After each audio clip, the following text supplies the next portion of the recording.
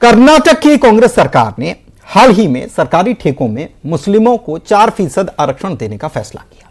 कर्नाटक सरकार के फैसले पर सियासी सवाल खड़े हो गए। दरअसल सरकार का यह फैसला आरक्षण के पारंपरिक मुद्दों से हटकर है, जिसे लेकर कर्नाटक सरकार पर सवाल खड़े हो रहे हैं।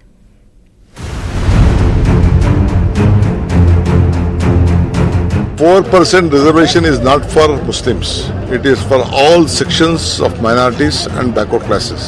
अभी तक नौकरी तक समझते थे, अब सरकारी ठेकों में भी रिजर्वेशन हो रहा है।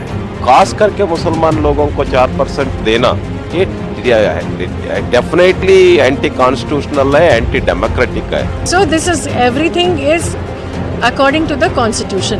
कांग्रेस की वजह से ही मुसलमानों का पिछड़ापन है।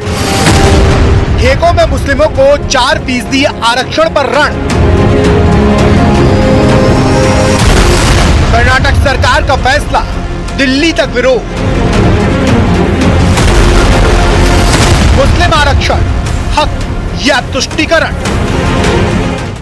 कर्नाटक में सरकारी ठेकों में 4% आरक्षण की सरकार के फैसले के बाद सियासी बवाल मच गया है। कांग्रेस सरकार ने इसे अल्पसंख्यकों और पिछड़े तबकों के लिए एक न्याय संगत कदम बताया, लेकिन बीजेपी इसे असंवैधानिक और तुष्टीकरण की राजनीति करार दे रही है।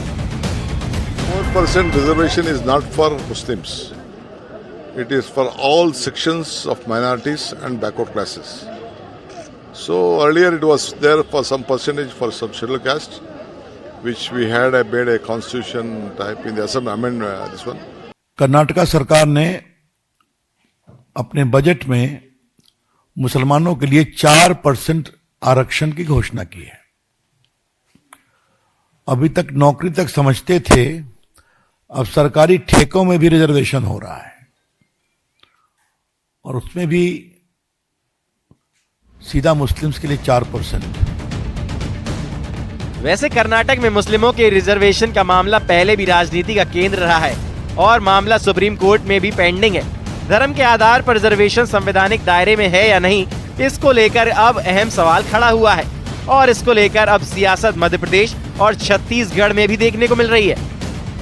देखिए, प्रधानमंत्री नरेंद्र मोदी जी चुनाव से पहले जिस दूरदर्शिता का परिचय देते हुए देश की जनता को लगातार बता रहे थे कि कांग्रेस पार्टी सत्ता में आने के पश्चात दलितों का, आदिवासियों का, पिछड़े वर्ग का आरक्षण छीन करके अपने अल्पसंख्यक वोट बैंक को देना चाहती है, उसकी बानगी आज हमें कर्नाटक की कांग्रेस के सरकार में देखने को मिल रही है, जहां सरकारी ठेकों में 4% का आरक्षण मुसलमानों को दिया जा रहा है। यह अपने आप में दिखाता है कि कांग्रेस किस स्तर तक जाकर के तुष्टीकरण की राजनीति करती है। खाली मुस्लिमों के लिए आरक्षण नहीं किया गया, एससीओ के लिए किया गया है, एसटी के लिए किया गया, ओबीसी के लिए किया है। दरअसल भारतीय जनता पार्टी का चरित्र ही सामाजिक न्याय का। सरकार के इस फैसले को लेकर मुस्लिम समुदाय के भीतर भी मिली जुली प्रतिक्रिया देखने को मिल रही है। कुछ इसे सरकार की अल्पसंख्यक हितैषी नीति मान रहे हैं, तो कुछ इसे महज दिखावा बता रहे हैं। हमेशा से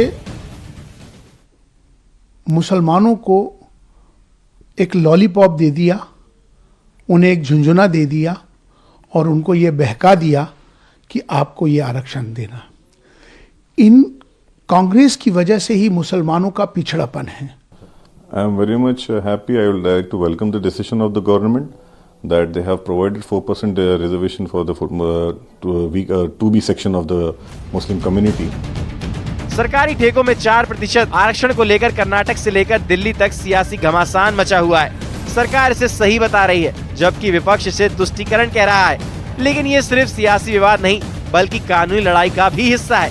सवाल ये है कि क्या यह आरक्षण संवैधानिक दायरे में फिट बैठता है या नहीं। Bureau report, news 18।